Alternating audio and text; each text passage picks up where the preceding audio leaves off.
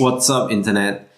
Modern day life can be extremely stressful and at times even feel like a struggle. And I'm sure many of you watching this will agree. And I don't mean stressful in the sense like the past where we have to compete with other predators in the savannah for survival. We have to worry about where the next meal is coming and when is it coming. Or perhaps be concerned that the little cut you had on your pinky might lead to death. Those are trivial compared to the type of stresses that we have to face today in modern day life. And you know exactly what I'm talking about. Remember that time when your Instagram post only got 15 likes instead of the 20 plus that you usually get? The injustice. Or how about when you were hungry and there was just too much to choose on the menu and yet you were forced to choose something? The horrors. Or perhaps you accidentally fired up the front-facing camera, it caught you at a bad angle and it just completely ruined your day. I feel you.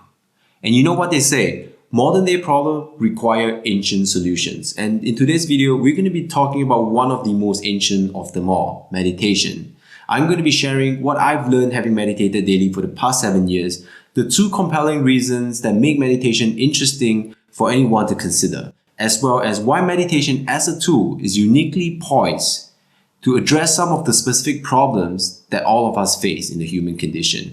By the way, if we haven't met, my name is Trey and this channel is all about self-improvement. And not just any kind of self-improvement.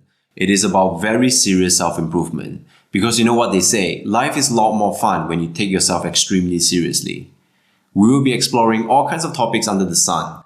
From creativity to well-being, relationships to spirituality. Basically anything that we can learn from in order to help us develop better relationships with ourselves as well as the people around us. So that ultimately we can lead a life that's more authentic and fulfilling. So if that sounds like something that's for you, I would love for you to come along for the ride. But for now, let's go back to today's topic. And the first one is believing that you are your thoughts and that you can control your thoughts. I'm going to run a little exercise to prove to you that this is not the case. I'm going to try and read your mind and I would like you to resist my attempt to do so. Are you ready? Don't think of the dancing green monkey. What did you just do? You thought of the dancing green monkey, didn't you? You can't help it. So not only were you unable to control your mind with a simple instructions, you were influenced by what I said. We like to think of ourselves as conscious agents going through our lives, being productive, having meaningful experiences. But the truth is, we don't know where consciousness arises from, and we certainly have no control over it. If anything, we spend half the day walking around, lost in our thought, unaware, in a state of trance. We don't know what's happening up here most of the time. It is said that we generate somewhere between 50 to 60,000 thoughts in a given day. But ask yourself this, how many of those are you actually aware of in your day-to-day experience? Or maybe think back to the last time when you were stuck in a mental loop and it took you 5, 10, 15 minutes before you realized you were in one? Or do you wake up one nice day and think to yourself, hey, today's a great day. I'm going to spend today ruminating about that tiny little thing that happened 2 years ago. No one in the right state of mind would actively choose that. Yet this is where the mind takes us. Involuntary, may I add. So I say all this not so much to make you distrust your mind or make you think that your mind is a dangerous place. It is not. What I'm saying is there is a better way to cultivate a healthier and more constructive relationship with it. And if you're still not convinced or you think that I put a fast one on you earlier, I would like you to take 3 or even better 5 minutes. You can do it right now or you can do it at the end of the video. And what I would like you to do is to sit down, make yourself comfortable, sit on the chair, on the couch, under the table, wherever it is you like to sit. And what I want you to do is to ask your mind not to think of anything for the next 3 to 5 minutes. And let me know how it goes. And if you've tried it, you probably know that this is somewhat impossible, despite your best attempt. So the second point is much simpler. We mistakenly believe that we live in a shared reality, whereas in truth, we just live within the simulation of one. We live within our head. That's not to say there's no shared reality out there. There is one. What I'm saying is that we live within our own simulation. And to illustrate this point, I want you to think of all the experiences that you have acquired since you were born or as far as you can remember up to this point. And compare that against the sum total of all the experiences that have ever occurred in humanity. What do you think that percentage is going to be like?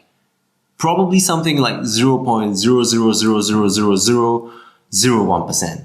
Probably more zeros, I just ran out of breath. And how much of that percentage of experience inform your belief of how the world works and how you operate and function in the world? Probably something like 99%. Isn't that crazy? And hang on, that's not all. What's crazier is that everyone else is walking around doing exactly the same thing. So this is where meditation comes in as a tool. It is powerful in the sense that it allows you to cut through the noise and get to the core of the issue. You probably have tried to treat this anxiety and this sense of discontent in multiple ways. Maybe you've tried to buy new things, maybe you tried to change jobs, you tried to switch partners, move to a new city. And while these things are initially exciting, they almost never last, right? They come and then they go. It's kind of like you're treating the symptom and not the disease. So to get to the core of the issue is to really understand these two things that we just talked about. And meditation is a way for increasing your exposure to this true truth, to help you see that, hey, maybe the way I've been thinking about it is not really helping me.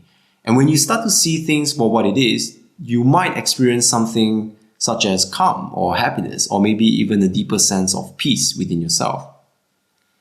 But to conclude everything, I think a good way is to compare it to the weather. The weather.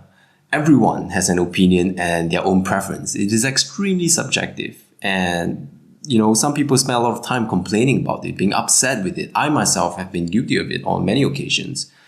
I grew up in Singapore, where being a country on the equator, where it's smack right in the middle of the earth, we were guaranteed sunshine almost throughout the year. It was so-called tropical island weather, which sounds like a dream, but in fact, it wasn't that nice for me. And for a lot of people, it was definitely a topic that people talked about day to day. I couldn't even put on a hoodie without sweating. I didn't like it. In fact, it was one of the key motivators in my desire to move abroad. Then I moved to Europe, first to Stockholm and then to Berlin. And then I realized that, hey, everyone here is complaining about the weather in their own country all the time too. It's either too dark or in Berlin, it's too cloudy. And it affects people on a very real day-to-day level. And I'm not saying preferences are bad. But when we allow our preferences to dictate the quality of our well-being, as we invariably do, it becomes a problem. If you're interested in happiness or peace, and you're constantly sort of not getting some semblance of what you want, which is most often the case, then you're going to be always annoyed or anxious or frustrated, right? And I want you to think of what's happening within you is its own internal climate. There's a whole weather system inside. Sometimes you're happy and you might feel like sunshine for some of you who like the sun. And sometimes you're feeling a bit heavy, a bit low, and it feels like it's cloudy weather.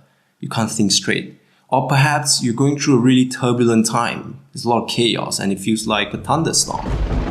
But that's fine because like all weather, it eventually passes. And meditation is really a way for you to get in touch with this idea.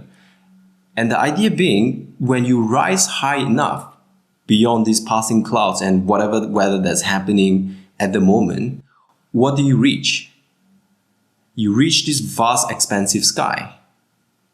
And what happens when you are sort of in that space and imagine yourself flying through, soaring through that space? There's a sense of freedom. And this is where some of you might experience calm and happiness as a result of this meditation practice. And meditation is a way to help you see that whatever happens, that vast, expansive sky is always there.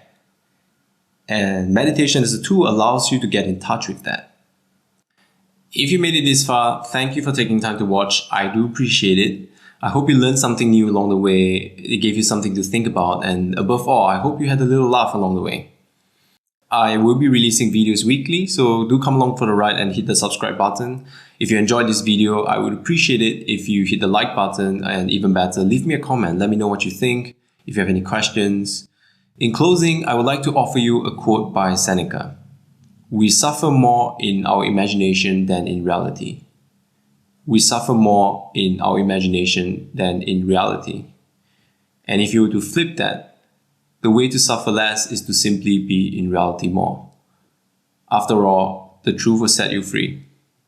Until next time, See you out there on the internet.